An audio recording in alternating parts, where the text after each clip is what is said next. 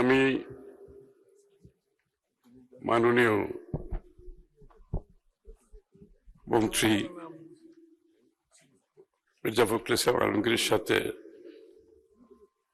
ঐক্যমত প্রকাশ করে প্রথমেই বলতে চাই যে বাংলাদেশের রাজনীতিতে যে কালচারাল একটা পরিবর্তন আনার প্রয়োজন, সেটা আমাদের মাননীয় প্রধানমন্ত্রী শুরু করেছেন।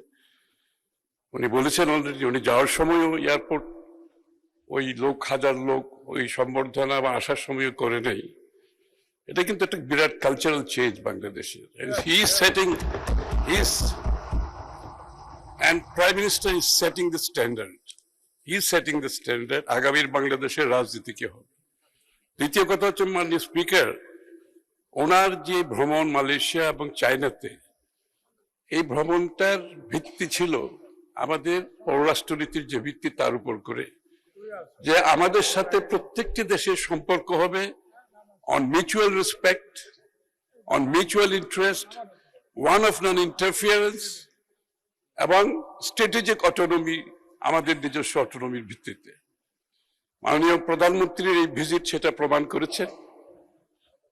আমাদের অন্য দেশের সাথে সম্পর্কের যে বেঞ্চমার্ক, উনি সেটা আবার কনফার্ম করেছেন, যেটা বিএনপির রাজনীতিতে সবসময় ছিল, যেটা শহীদ প্রেসিডেন্ট জিয়াউর রহমান সাহেব যেটা স্টাবলিশ করেছিলেন।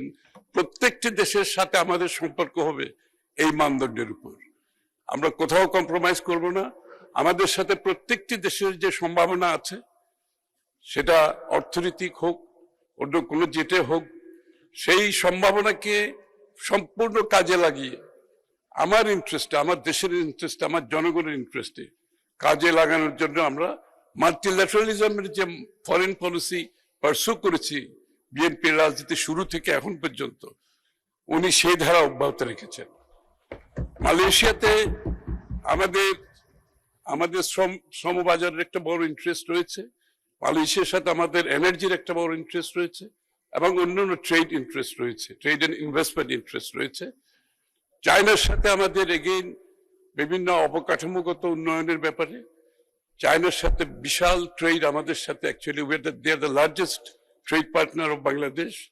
এবং এটাকে আরো কিভাবে বাংলাদেশের পক্ষে যে ট্রেড গ্যাপ যেটা আছে চায়নার সাথে, এটা আমরা আরো কিভাবে সেখানে রপ্তানি বাড়াতে পারি, সেই ব্যাপারেও আলোচনা হয়েছে মাননীয় স্পিকার।